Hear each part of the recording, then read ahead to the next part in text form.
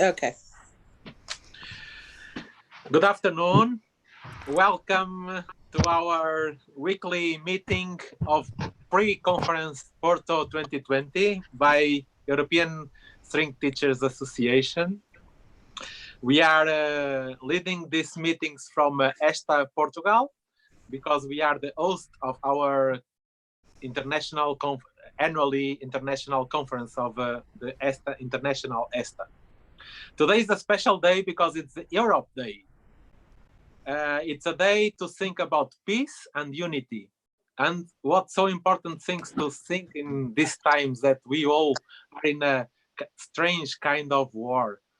And we try to find some points that can make us together and to find the peace that everybody deserves. Also, we come just from yesterday, the Victory Day, that marks the end of the big war in Europe. Of course, the war come a little more in the Asia, but we commemorate the end of the Nazi system and the end of the second big war. So I think it's quite a nice atmosphere to be together and to try to share experience and knowledge about the thing that we love, music and teaching. And not by luck, it's very interesting that today we are here to meet three of our speakers of our conference. One from Finland, another from Spain that work with the Finnish, and another one from France, like the middle of Europe. So it's here by luck or not, we are like making bridges that can help us to go further in our lovely Europe. So thanks to Tomastic and Pirastro, they are our sponsors that don't give up and stay with us, supporting us in this pre-conference times. So I want to be better than last week, so I try to have a watch with me to finish in time to say goodbye, but also to give you time to meet our presenters, because I know you must have a lot of questions to them, and I want you to make them. So feel free to make any question you want. You just ask Clarissa, she is the technical director. You just say like, I want to speak, please, it's my turn. And she will give you the microphone, and you will have your possibility to ask whatever you want. Of course, don't ask too much about the subject because we want to keep it secret for our conference. It's important to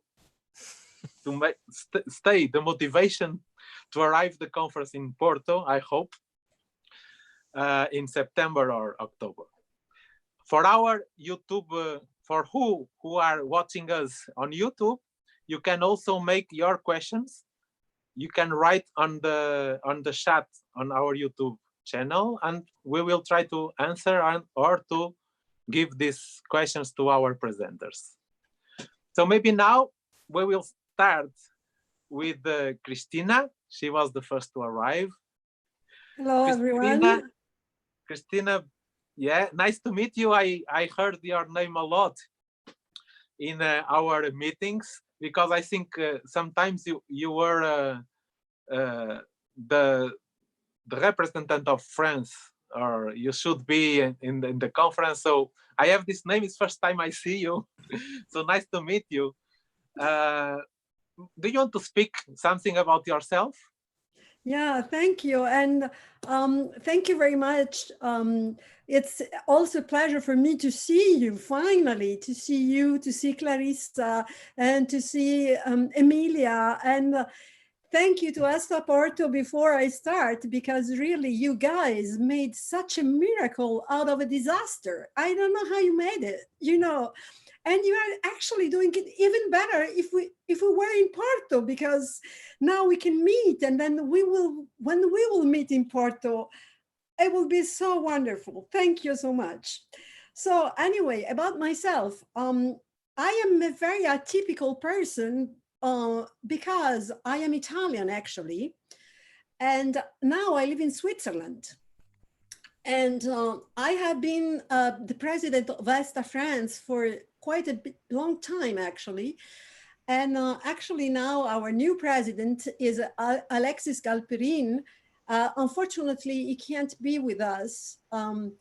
But we have our secretary, Sabine Cormier, and she has been working hard with me in ESTA France. Now I stepped out of the presidency. I thought it was about time to give this charge to someone else. But in fact, you are right. I have been very active in ESTA France for a long, long time, and I hope still will be.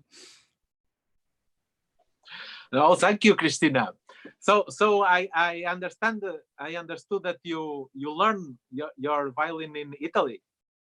Yeah, so I'm a cellist. I first studied in Italy, and then I went to the States, and I earned my master there in Chicago.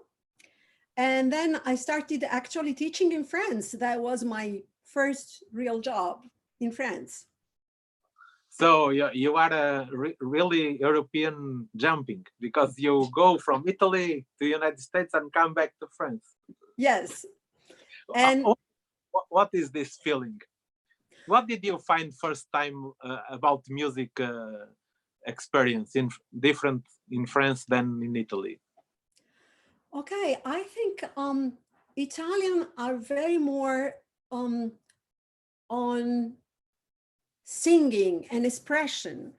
And in matter of cello playing, there is no question that cello has to be the imitation of the voice, which we find also in France. But, you know, because France has this very long tradition of great cellists, you know, I think about Fournier, Tortelier, and so on, which, oh, by the way, actually, a person who really gave an important input to revive French cello playing was, of course, Pablo Casals, who was a Spanish.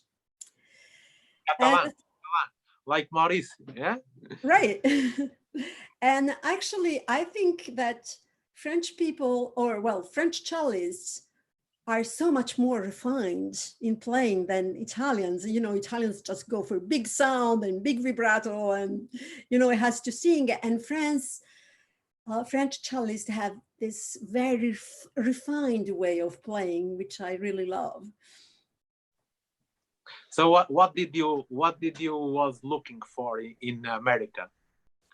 Well, actually, I have to say that I didn't go there to study. I went there because I met a boy and I went to visit him. And Lovely story. After a month, he became my husband. Wow. So since I was there, you know, I said, well, why not keep studying? I will be a master. Yes. And nice story. Thank you, Cristina, for sharing with us. Thank you. Maybe we go from one president to another. Heidi, I think, is there. Yes, I'm here. Hi, nice Heidi. To see you, everybody. Oh, yeah. Nice to see you. Thank you for your teaser. It was our first teaser. You're welcome. It was a pleasure. Thank you for this chance to meet you somehow. I was missing you anyway, so I tried my best. Yeah, no, it was very nice for us. We were like looking for it will be good, it will be bad. What and now, of course, we know everything. We have already a big experience. But thanks to you. You have 8 minutes. You have 8 minutes. Thank you. What, do you want to present yourself for our our friends from ESTA? Yes, thank you. You are the president of ESTA Finland? Yes, I'm a president of ESTA Finland, and of course, I hope to see you in the fall. But the next ESTA is in Helsinki, yeah. So I'm inviting you, of course, you all to Helsinki. And actually, our pages to abstracts are opening next Friday, so 15th of May. but I don't want to mess this up too much for that, because now we are still in Porto, and I'm happy to meet you somehow, because I never been in Portugal in that part. I've been in the islands. So I was like, oh, there was a chance to meet you in, and everybody said Porto. Oh, it's a wonderful town. But anyway, so my topic in this conference was a workshop in Pilates trainings, and I hope that probably I can show more and join with you more to Pilates in Helsinki live, if Porto is not happening, because nobody of us doesn't know how the autumn is going to be. So let's hope the best. But anyway, and also we need to think about next spring, because if they don't find the way. And I really, the whole ESTA Finland board, we were discussing about this. So we just hope that you might have a time, anytime anyway. And of course, it would be wonderful to have a Porto ESTA meeting before Helsinki. I remember one year there was, am I right, that there was Oxford and something, they were only 6 months. I don't remember, was it Graz or something?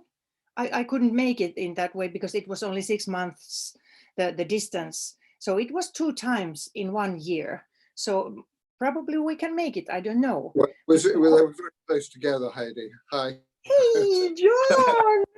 Yeah, nice to see you. We had Oxford in August, I think, 2013. Yes.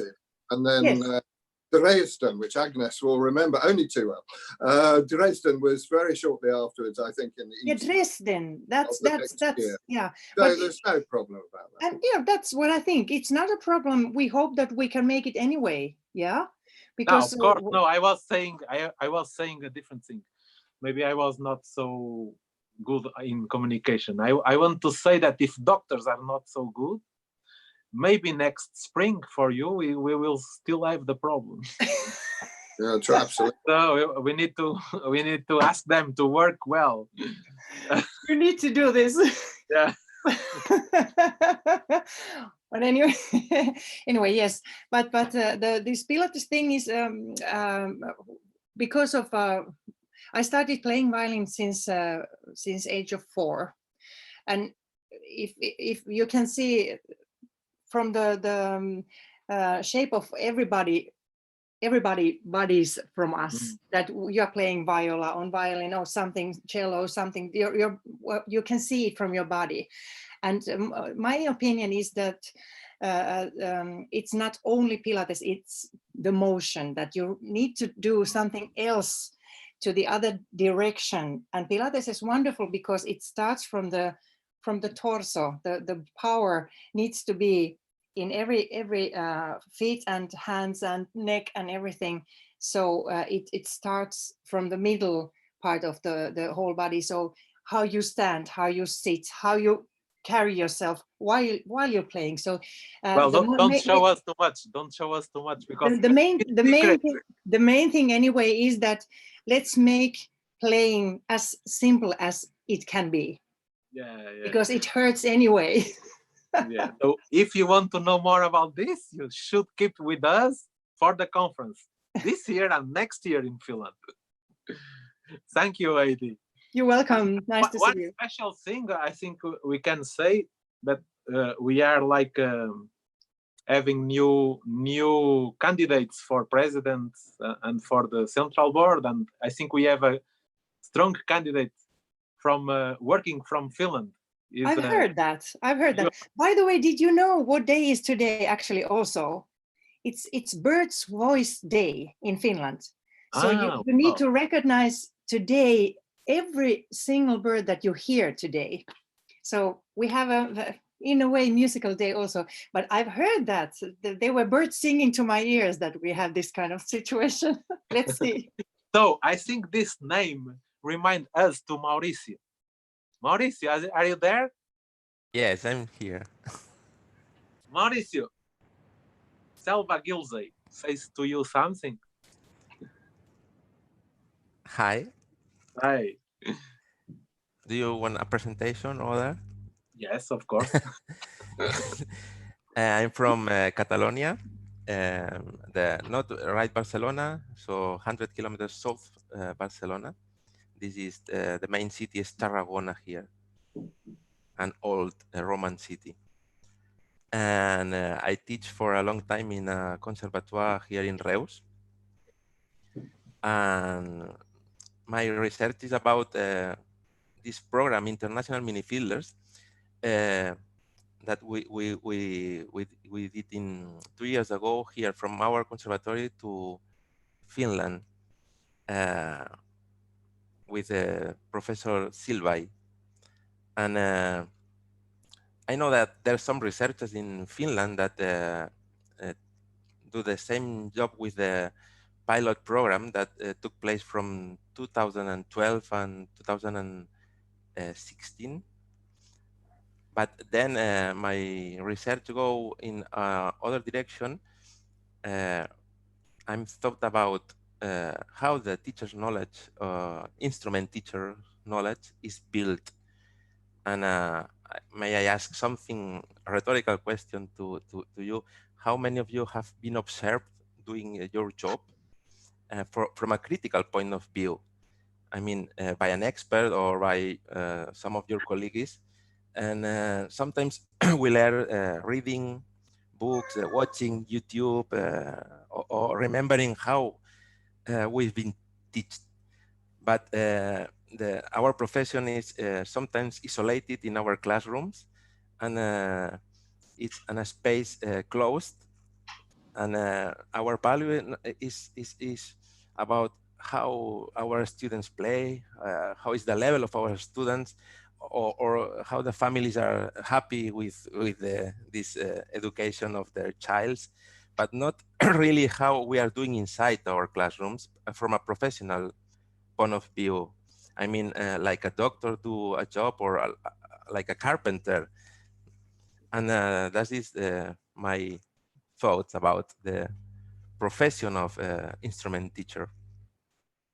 And also I want to say that it's the research, it's sometimes not the best for our professions, because higher studies of music are separate from the university. And this is not the best for the research. I mean, in Spain now, I mean, 10 years ago, it was a change in the education, and but we are not universities in the right way that other studies, and that's a problem for the PhD studies or something related with research we have to do in another departments of university, like history or I mean pedagogy, but not in the music area of studies. And well, maybe that's why you are at our conference with our bridges between research and practice. Yeah, that's a nice point. You are, I think you are a practicer because you are a teacher, you are a violinist, and you are also a researcher. Yeah. Because you are doing your thesis, PhD. Yeah, in the middle of my thesis with 2 babies and the lessons and a lot of work, but it's the life. But I'm not consider myself a researcher, because I'm just to a master and now a PhD, and I'm 40 years old. But but I think that research it's something that we need to do at the same level of other studies. It's my opinion. So how do you feel your research, all these things are you looking for in this period that we should be distant one from each other, we cannot meet presential meeting? No. How do you see this from your researcher point of view, and how can you jump to the practice to help our colleagues that are not researchers but are trying to work with the students at a distance? Yeah, observing this distance international mini fiddlers program, there's some teachers that maybe now they are in the same situation of us, that they don't like distant teaching in that moment, because they say that I can't feel the student, I can't touch the student, I can do a lot of things. But now it's the only option. And in front of this only option, our thoughts are changing. Okay, my microphone is a sheet, sorry, and I have the notes here. I have all my books in, and now the paradigm is changing. Now we have to think in another way, and from a researcher point of view, we have to think if we did the correct things before, not now. The internet paradigm, it's for us, it's not the best, and we forgot this what can I say, this technology, and now we are ashamed of that. Why don't we do that? Why we don't have a school program or best computers, or why don't ask the students if they know how to record something in the handy, or how a lot of things that maybe in the future we can thought about. There are some cue that you can give to our colleagues to help them, like a fast cue, something that this will really help. I'm not a technician expert, and I have no idea. I learned a lot the 2 last sessions about your opinions about how to put the Zoom connections on all this stuff. I have no idea of the technology, but I can say that the boys, my students that took part in this international mini fiddlers program are 7 years old, boys and girls, and they are not afraid about the screens, and they use very fast to this situation. And I think that we are maybe 40, 50 years old teachers, experienced teachers, but the boys are new in this situation, but not as old as we are with this situation. I'm understandable. Maybe. Thank you, Maurice. Thank you. No, it's great. I think Heidi would like to talk. Okay. Yes, I was thinking about what a chance Esta Porto is giving to us, because now we're learning all the time. Isn't that true? Because I think, for example, in Finland, all schools are closed. So what I see, I have a daughter which is 12 years old, and she's really doing quick now. It took something like few days, and she knew how to do it. And now it's like 7 weeks ago. So I think it's not a problem, it's learning process. And may I say, thanks to COVID-19, now we are in a situation that nobody's asking, would you please like to learn? It's saying, come on, do it. Yeah. Well, I must admit that I still don't know how to start a Zoom meeting, but I have good friends. You learn. Great. Yes, no, I think that Cristina would like to talk also. Mm-hmm. Yes. Yeah, before you talk, Cristina, let me just say that's a very important thing here in this meeting, because we know we have Maurici working with the babies, we have Heidi working with the body, and you work with the retired people, the more old people. This is also one of the goals of ESTA, this keep learning long life.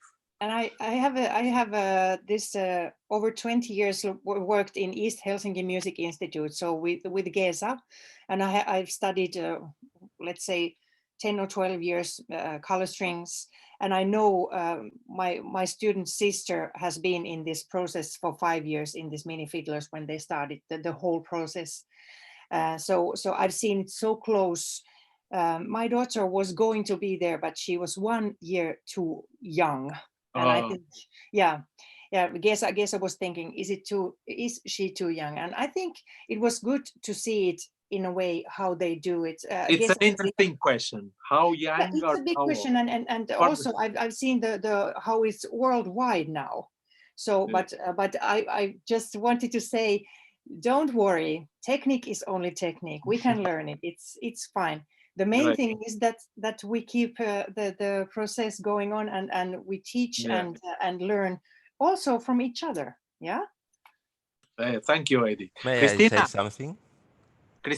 We wait for Cristina yes. now. So I just would like to make a small comment about what Maurici and Heidi said about distant learning. And I think, because I teach cello, but I also teach in a master program, cello didactics. So I have students who will become teachers. And one thing I think it's really a chance of distant learning is that young teachers want to intervene immediately on pupils. The pupils play, and then they have to do something, and now they can't. So they have to be patient. They have to wait. They have to listen to the child. Exactly. And I think this is something they are learning. They have to learn because they can't do it differently. And also for us, conversation get more on the listening of other people. And because we don't see faces so well, and because we can't touch these pupils, and because we don't have this kind of body relationship, which of course we miss it all, but we have to learn something different, which is listening. And I think we as teachers, especially as music teachers, it's really something that we really need to do. Just listen. So, and going back to retired people, I think we really have a role to play. And we did have a role to play now that we are slowly going back to teaching in presence. How important was for children, and how important was also for retired people. We even couldn't go out because they were old and they were not even allowed sometimes to go and buy grocery. And how important it was to have someone once a week or whatever, and they have a meeting and they have a schedule and they have a reason to keep practicing. And I thought that we really played a role for our pupils, and the pupils played a role for us, actually, because we had to keep going. So I think this was a very good opportunity for us to learn how important it is for us, at least for me, to teach and to give someone and to stay in touch. Thank you, Cristina. So nice help. Cue. Listen, today is day of peace. Unity. Well, Mauricio, you want to say something? And after we will open our discussion to all participants. I hope you have a lot of interesting questions for our presenters. It's nice to listen, Heidi, about if you know Geza and the passion of Geza. It's nice to share with you these moments. And only one thing about Geza. He used to say that after every lesson, international mini fielder, she watched the hands like if there was in present in the same room. That's the thing, that's the point, that technology there's some point that we forgot the technology, and there's a pupil, we are here, and it's lesson, it's music, it's not about technology, it's about what is happening there. It's hearing, it's listening, isn't it? Yeah, true. Also, a brief comment. With babies, with toddlers, the young ones, I mean, sometimes it's difficult. We need the parents there, of course, because a kid in front of the camera and maybe needs help about tuning the violin or something like that. But there are really different situations and difficulties in some homes. I have in my class one family of Chinese people that 3 girls, the 3 study 2 violins with me and 1 piano, and they have only 1 mobile. Sorry, 2 mobiles with the same number. No, one is the father telephone, the mother telephone, and it's really difficult, but they want to do it, and they put the mobile and they don't have sheet music, and they write the music in a paper like in the medieval times, and put it here because they can see the screen and the sheet music at the same time. No, and I send some new song every lesson, and she make the hand right. And it's, I mean that the problems, there are people that know how to go through these problems. And then it's they want to learn, and that's all.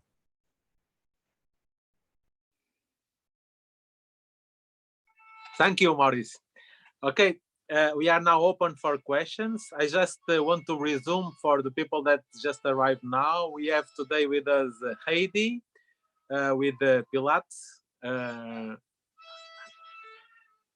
and we have Cristina Bellu, a researcher and a cellist that is showing us her experience with retired people learning his instrument, and Maurici, who is a violinist teacher that make his research about the mini fiddlers of from the color string method. Okay, anyone?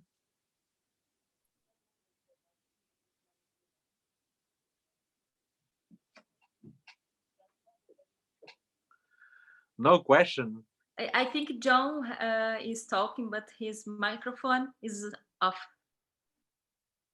Sorry, I thought I was my mastery of this technology is revealed once again. I thought I'd given myself the microphone, and there it was. Anyway, at least I'm here this week. Yes. I didn't make it last time. Hey, I was going to ask Heidi how the Pilates lessons are going online now. Yes, thank you, John.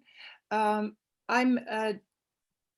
doing them beforehand, and then I do a YouTube private link, and then I can send this link certain people, so it's not open. It's not, everybody can't see it. So East Helsinki Music Institute ordered immediately every week that they could have their lessons, in a way, sessions. And then I have this also for retired people. I have a group of retired people because they can go out from their homes. So they ordered a lesson also once a week. So I made 1 or 2 videos and then send those links to them every week. And it's working okay. I'm not streaming, it's not live, because then it will be 60 minutes or something like that. And I tried to make very thinking about the people who are watching it.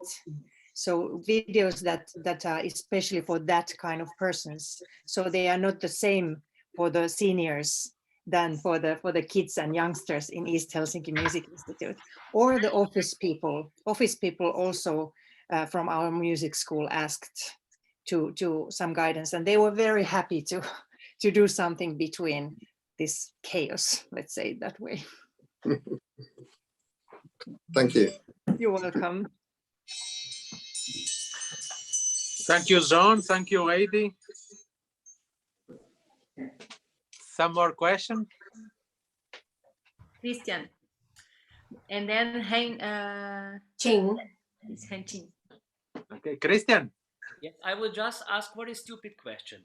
Mostly we are Hello, trained. Christian. Hello. Nice to see you. Excuse me. Me too. Super. So I would ask very stupid question, but somebody said there is no stupid questions. Okay, so we are mostly using the methods for stretching, and so when it's already hurt, what would you suggest to encourage us to do this really frequently?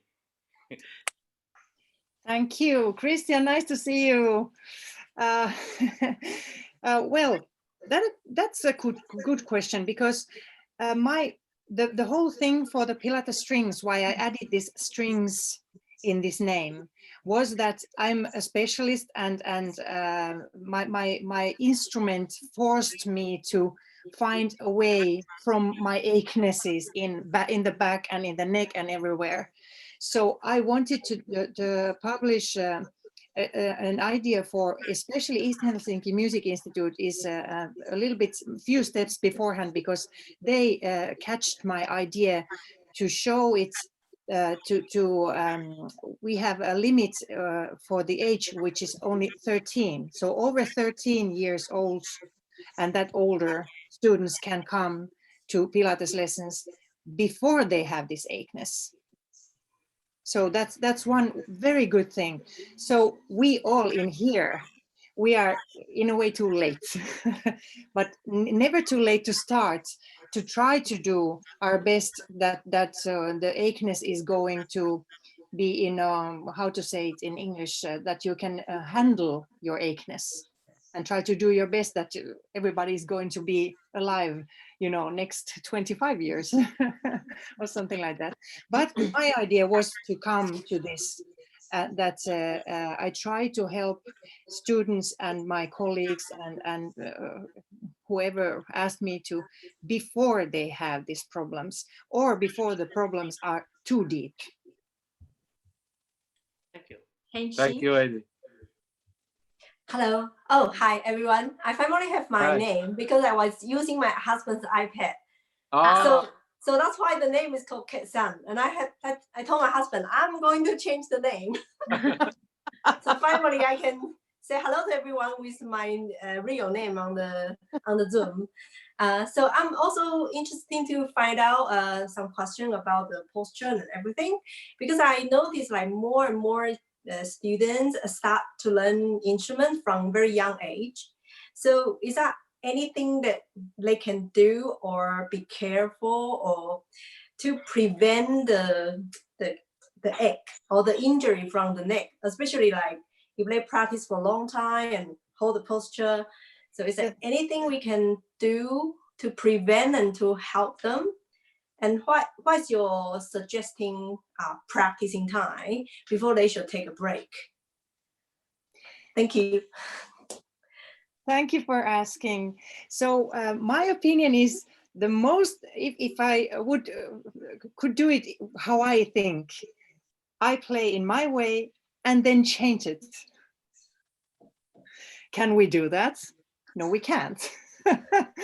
So if you start like me in the age of 4, so your body is adjusting to whatever. If it's cello is a little bit easier because your hands are more down from, if you think about the hearts, but a violinist, your hands are more up, like flute players also. Yeah.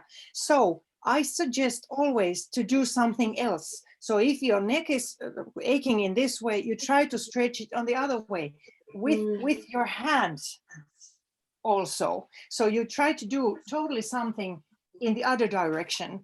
Let's talk about, if I talk about violin playing.